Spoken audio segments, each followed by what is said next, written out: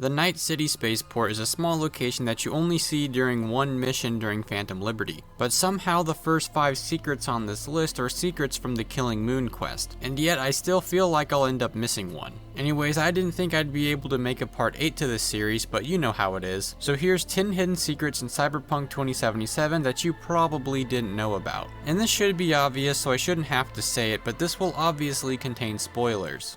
During the Phantom Liberty DLC, you are met with a choice to either side with Solomon Reed or Songbird. We've talked about siding with Solomon Reed quite a bit, but we haven't really discussed the ins and outs of siding with Songbird. Escaping the stadium with Songbird starts the quest called the Killing Moon. You'll have to wait a few days for her to call you, but you'll meet with her inside of a van in a dark alley. And before you do that, you can actually turn to the right and see a homeless man with glowing blue eyes. Scanning him will reveal that his name is Suspicious Homeless Man. But when you approach him, his eyes go back to normal and he starts looking at the truck. Or rather, the van. I don't know, I'm not a car guy. Upon hopping in the sketchy van in a dark alley to meet with Songbird, you both make your way into the Night City spaceport, but before you go inside Terminal B, you can turn around and there will be a big lush miniature forest in the center, and in the middle there will be a fast invisible man with mantis blades and glowing eyes, referencing the Predator from the Predator films starring the Predator. This is the only time you can find this Easter egg, as he will not spawn under any other circumstances, so you cannot find him in free roam.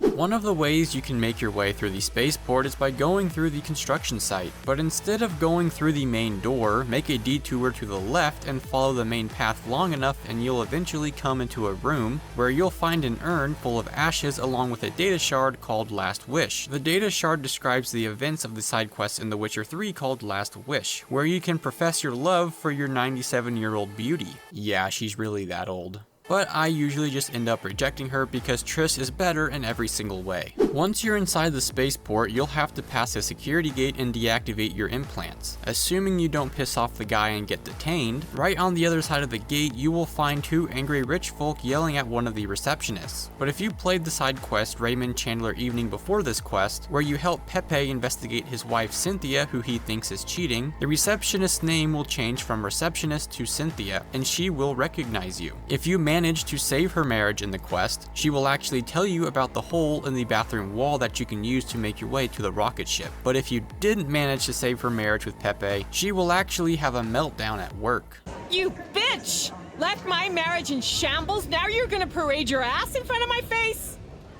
Get out of my life and stay the fuck away from Pepe! Once you complete the DLC and return to the spaceport, you can find this hidden memorial that I mentioned in a previous video. You can find Cynthia here crying over the loss of her friends and co-workers, and she will be here whether you did her side quest or not. Once you are finished with the DLC, assuming you chose to side with Songbird, you can go back to the alley where you met with her before you infiltrated the spaceport, and in some trash you can find a hidden message left for you from Songbird. If you're watching this, you know how our story ended.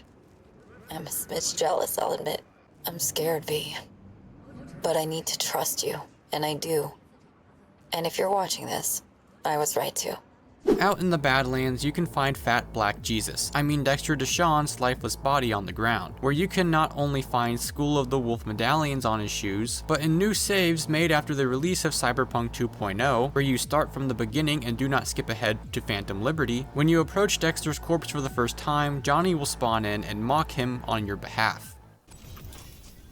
My man, Dexter Deshawn. How's that quiet life working out for you now, June?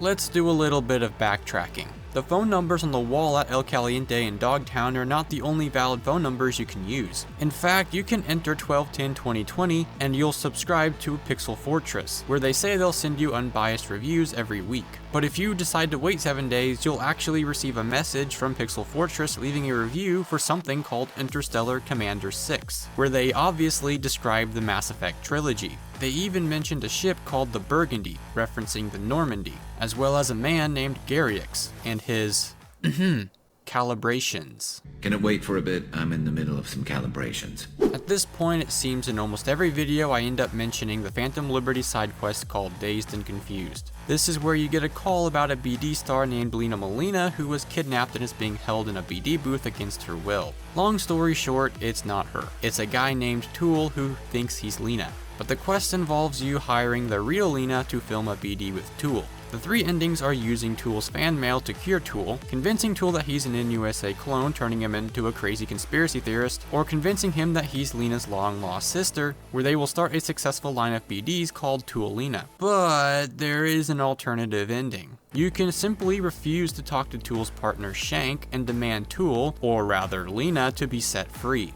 doing the job that you were hired for. Doing this will result in a little smooch, and Tool will just walk away never to be seen again. That is until you go to Lena's house. Now if you haven't done the quest the correct way, then you'll have no idea where it is, but assuming you do know where her house is, you can find Tool trying to break into what he thinks is his house, and you can see the real Lena inside with a baseball bat. You're wearing my faceplate. You even copied my shoes. Have you no shame, bitch? Everyone loves Keanu memes. I mean, Cyberpunk is full of them.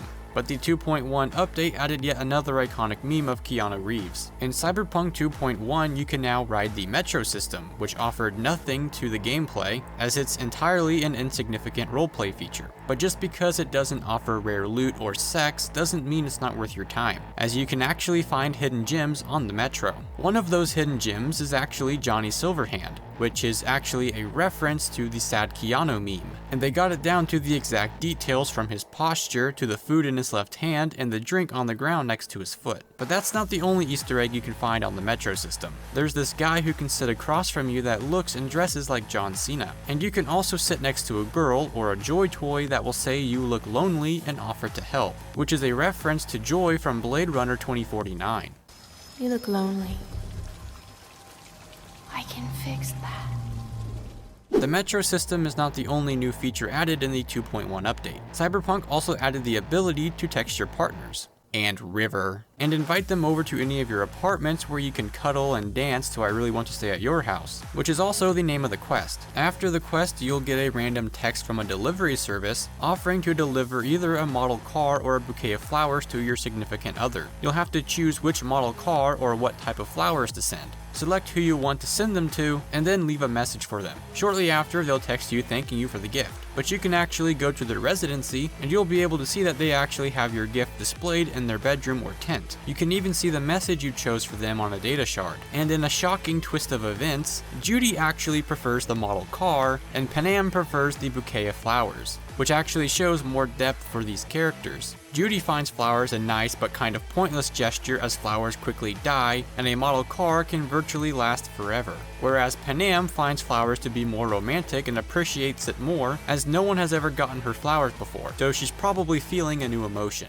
Now this next one is a bonus secret, mainly because it might not be a very big secret, but still kind of a secret. The 2.1 update added a new car, the 911 Porsche Samurai Edition, which is being sold by a Johnny Silverhand fanboy because laser pop is his new jam. Just don't tell this guy. Now you might not have thought about getting the new car because you actually have to buy it, and it's pretty much the same as Johnny's Porsche, and it's pretty expensive. But if you do buy the car, you'll get a new side quest called Shape of a Pony. The car you just bought was stolen from the seller, so you have to track it down, but you'll come across Johnny Silverman, clearly a Johnny Silverhand wannabe. They really managed to predict all the Marvel actors trying to create their own Keanu Reeves moment at the Game Awards, didn't they? And don't worry, you get your car back. There you have it, that was 10 hidden secrets in Cyberpunk that you probably didn't know about. Remember to let me know of any secrets that I have not covered, and if you are interested in more Cyberpunk and RPG content, because yes, Cyberpunk is an RPG and shouldn't be confused for a linear action game, then make sure to subscribe. Anyways, I'll see you later.